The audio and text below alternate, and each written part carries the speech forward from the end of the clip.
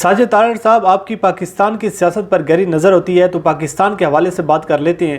वज़ीर-ए-आज़म इमरान खान ने कुछ दिन पहले आलमी बरादरी से खिताब किया कर्ज़ों में रिलीफ के हवाले से कि उन ममालिक का सोचें जो ममालिक वसाइल की कमी के पेश नज़र कोरोना वायरस के हवाले से इकदाम नहीं उठा पा रहे।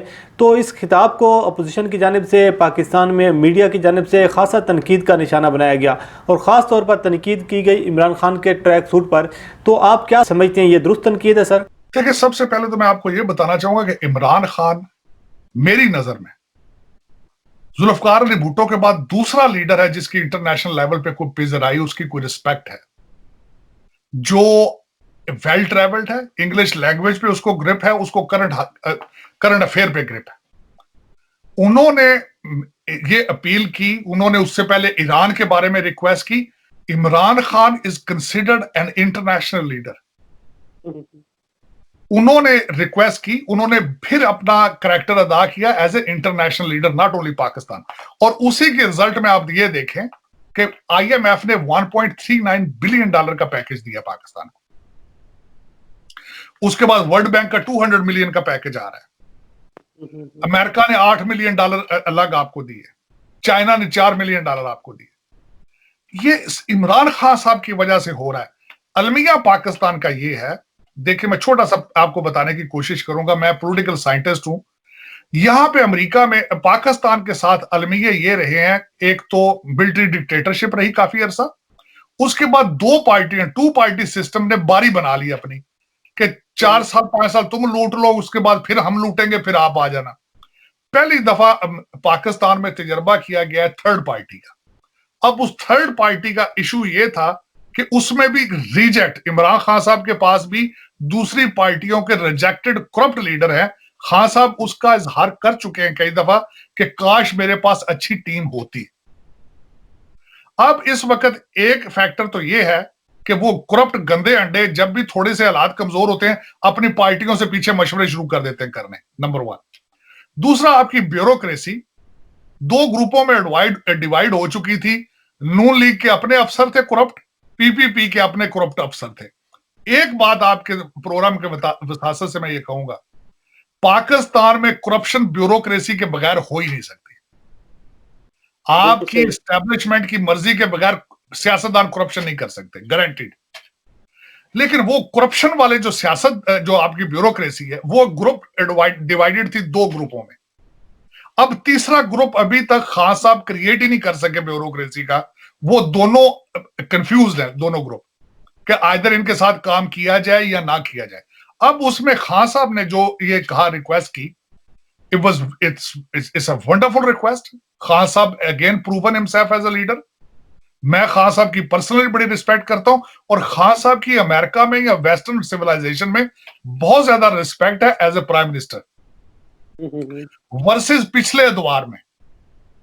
मैं छोटी सी मिसाल दूंगा आपको कि यहां पे जरदारी साहब या नवाज शरीफ साहब आते थे कशकौल हाथ में लेके, लेकिन 300 बंदा साथ लेके आते थे। लूटने शापिंग करने आते थे 300 बंदा लेके। मुझे अभी तक याद है, नवाज शरीफ साहब आते थे, उनके साथ कुक उनके साथ आते थे पाकिस्तान से, उनके फोटोग्राफर उनके साथ आते थे, उनके बॉडीगार्ड साथ आते थे, और 300 बंदों के आते थे यहां पे शापिंग और तमाशे, मेरा मकसद। और आते क्या थे? कर्जा मांगने के लिए आते थे, इमदाद लेने के लिए। आपका क्या ख्याल है, अमेरिकन या अमेरिकन मीडिया ये सब कुछ देखता नहीं था? देखते थे। वो क्वेश्चन करते थे कि यार उस मुल्क से आए हैं जहां अब रात को खा लें सुबह का पता नहीं है, तो ये क्या कर रहे हैं? आज मैं किसी चैनल पे बैठ के मैंने एक क्वेश्चन किया, अगर खान साहब नहीं तो फिर क्या? बिल्कुल सर, वैलिड। मुझे वो उस सोच से डर लगता है कि अगर खान साहब नहीं तो फिर क्या है? फिर डाका है, फिर डाका है। फिर उसके बाद सूरत फातिहा पढ़ूंगा। वो कहते ना कि फिर उसके बाद सूरत फातिहा पढ़ी जा सकती है कि अगर खान साहब, मेरा अल्लाह ताला माफी दे, मैं समझता हूँ खान साहब को ताकत दे, खान साहब अपनी टीम की सफाई अच्छे तरीके से करें, सबसे पहले तो मेरी दुआ ये, और दूसरे अपने 5 साल मुकम्मल करें, मेरी ये दुआ है। क्योंकि खान साहब की अपनी पर्सनैलिटी में कोई बल पेच नहीं है। हाँ, टीम उनके साथ नहीं है। पिछले दिनों उनके सामने डाका मारने की कोशिश चीनी की आटे की गई है। मेरा मकसद अब देखें वो किस तरह करते हैं। लेकिन Khan sahab is a very sincere leader to Pakistan. उनकी हुब्बुल वतनी पे, उनका पाकिस्तान के लिए जज्बे पे जितना भी कहा जाएगा। बिल्कुल आप सही बात करें सर। तो ये बताइएगा कि अमेरिका में जो मौजूद लॉबीज़ हैं सर, वो पाकिस्तान को किस नज़र से देख रही हैं? वज़ीर-ए-आज़म इमरान खान की सरबराही में जो पाकिस्तान है, वो उनके क्या तासरात हैं? क्योंकि पहले माजी की हुकूमतें और आपका जो पाकिस्तान है, तो आप क्या समझती हैं कि ये जो पाकिस्तान है ये दुरुस्त सिमत में जा रहा है, और वहाँ के जो लोग हैं, वहाँ की लॉबीज़ हैं, वो पाकिस्तान के बारे में क्या सोच रहे मैं हैं? उसके बारे में ये बताना चाहूंगा कि आप ये सोचें जरा कि पाकिस्तान की कोई लॉबी नहीं है। पाकिस्तान ने पीछे एक टूटी फूटी एक लॉबी फर्म बड़ी सस्ती सी एक हायर की है, वो भी अभी पूरे तरीके से फंक्शनल नहीं है। लेकिन खान साहब की वजह से, खान साहब की वजह से इंडियंस जो कि बिलियंस डॉलर्स लगा चुके हैं अमेरिका की सपोर्ट के लिए, बिलखसूस कश्मीर के हवाले से, उसके बाद इंडियंस की यहां पे लॉबी, उनके कांग्रेसमैन, इस वक्त जो 15-20 बड़ी ऑर्गेनाइजेशन है उनके सीईओ इंडियन है।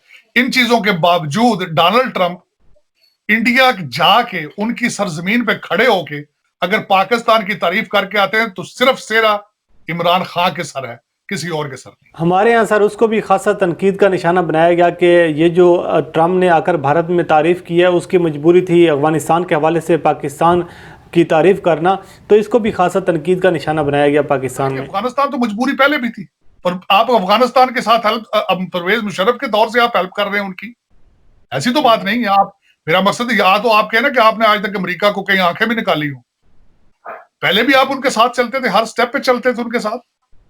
लेकिन सबसे बड़ी बात यह थी ना, एक तो साथ चलना, दूसरा कोई आपकी रिस्पेक्ट होनी, करेक्टर होना। करेक्टर को नहीं था, आपकी लीडरशिप के पास करेक्टर नहीं है। आप आज भी मैं आपको बता रहा हूं कि आपका एक तो कोरोना वायरस इशू है, दूसरा सबसे बड़ा आपका इशू करप्शन का है।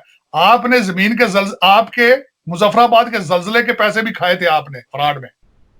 आज भी डाकों का सीजन है। मैं तो कहता हूं पाकिस्तान में डाकों का सीजन है ये। हाँ, मुझे ये आपको वो भी सर याद होगा कि ये जो बरतानिया से इमदाद आई थी सैलाब के हवाले से 2010 में, वो डेविड रोज का किस्सा, वो सारी सूरत हाल आपको वो भी याद होगी, जो बरतानिया में ले गए पैसा लूट कर।